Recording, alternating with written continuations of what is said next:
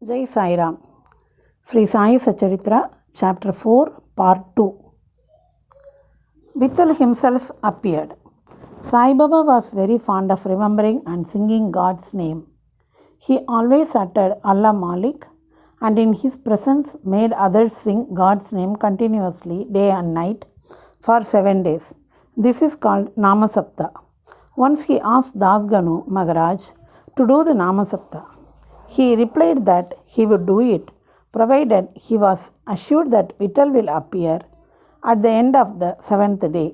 Then Baba, placing his hand on his breast, assured him that certainly Vittal will appear, but that the devotee must be earnest and devout. The Tangapuri of Thakurnath, the Pandari of Vittal, the Dwarka of Ranchod is here in Shirdi. One need not go far out to see Dwarka. Will Vittal come here from some outside place? He is here. Only when the devotee is bursting with love and devotion, Vittal will manifest himself here in Shirdi. After the Saptaha was over, Vittal did manifest himself in the following manner. Kakasaheb Dikshit was, as usual, sitting in meditation after bath, and he saw Vittal in a vision. When he went at noon for Baba's darshan, Baba asked him point blank, "Did Vittal Patil come? Did you see him? He is a very truant fellow. Catch him firmly, otherwise he will escape if you be a little inattentive." This happened in the morning, and in the noon there was another Vittal darshan.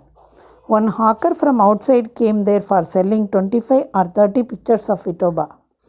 This picture exactly tallied with the figure that appeared in Kaka Saheb's vision. On seeing this and remembering Baba's word, Kaka Saheb Dikshit was much surprised and delighted. He bought one picture of Vitoba and placed it in the shrine for worship. Bhagavantaro Kshirsaga's story. How fond was Baba for Vittal worship was illustrated in Bhagavantaro Kshirsaga's story. The father of Bhagavantaro was a devotee of Vitoba and used to make varis to Pandarpur. He also had an image of Vitoba at home which he worshipped. After his death, the son stopped everything, the vari, the worship and Shraddha ceremony, etc. When Bhagavantaro came to Shirdi, Baba, on remembering his father, at once said, "His father was my friend, so I dragged him, the son, here. He never offered Naivedya, and so he starved Vittal and me. So I brought him here. I shall remonstrate him now and set him to worship." Dasganu's bath in Prayag. The Hindus think that a bath in the holy Tirth of Prayag, where the Ganga and Yamuna meet, is very meritorious, and thousands of pilgrims go there at periodical times to have the sacred bath there. Once Dasganu thought that he should go to Prayag for a bath and came to Baba to get his permission for doing so. Baba replied to him, "It's not necessary to go so long. Our Prayag is here, believe me." Then, wonder of wonders, when Dasganu placed his head on Baba's feet, out came or flowed streams of Ganga, Yamuna water from both the toes of Baba. Seeing this miracle, Dasganu was overwhelmed with feelings of love and adoration and was full of tears. Inwardly, he felt inspired and his speech burst forth into a song in praise of Baba and his Leelas. Immaculate Conception of Sai Baba and his first advent in Shirdi. Nobody knew the parents, birth or birthplace of Sai Baba. Many inquiries were made, many questions were put to Baba and others regarding these items, but no satisfactory answer or information was yet been obtained. Practically, we know nothing about these matters. Namdev and Kabir were not born like ordinary mortals. They were found as infants in the mother of pearls, Namdev being found in the bank Bhimrati river by Gonai and Kabir on the bank of Bhagirathi river by Tamal. Similar was the case with Sai Baba. He first manifested himself as a young lad of 16 years under a neem tree in Shirdi for the sake of bhaktas. Even then, he seemed to be full with knowledge of Brahman. He had no desire for worldly objects, even in dream. He kicked out the Maya, and Mukti was serving him at his feet. One old woman of Shirdi, the mother of Nana Chopdar, described him thus: "This young lad, fair and smart and very handsome, was first seen under the neem tree, seated in an asan. The people of the village were wonderstruck to see such a young lad practicing hard penance, not minding heat and cold. By day he associated with none, by night he was afraid of nobody. People were wondering and asking whence this young chap had turned up. His form and features were so beautiful that a mere look endeared him to all. He went to nobody's door, always sat near the neem tree. Outwardly he looked very young, but by his embodiment of dispassion and was an enigma to all. One day, it so happened that God Kandoba possessed the body of some devotee, and people began to ask him, Deva, you please inquire what blessed father's son is this lad, and whence did he come? God Kandoba asked them to bring a pickaxe and dig in a particular place. When it was dug, bricks were found underneath a flat stone. When the stone was removed, a corridor led to a cellar where cow-mouth-shaped structures, wooden boats, necklaces were seen. Kandoba said, This lad practiced penance here for 12 years. Then the people began to question the lad about this. He put them off the scent by telling them that it was his Guru's place, his holy Vatan, and requested them to guard it well. The people then closed the corridor as before.